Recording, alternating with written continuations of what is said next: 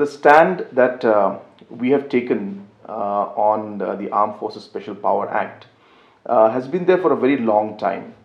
It's not that we just decided this, in the last few days. So from our leader, Mr.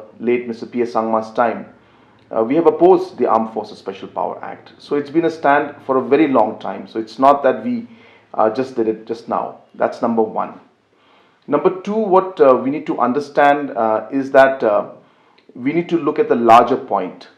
And the larger point here is really about the issues that we face in the Northeast, whether it's the development issues, whether it's issues related to youth, insurgency, issues of identity, the peace and the law and order situation, and national security.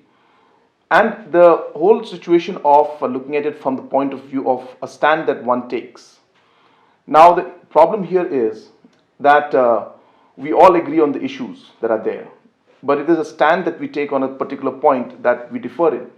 For example, now law and order is a problem, but then some people felt that AFSA, this Armed Forces Special Power Act, is the way to move forward. But then we have seen that that stand of putting the Armed Forces Special Power Act has not really given any results.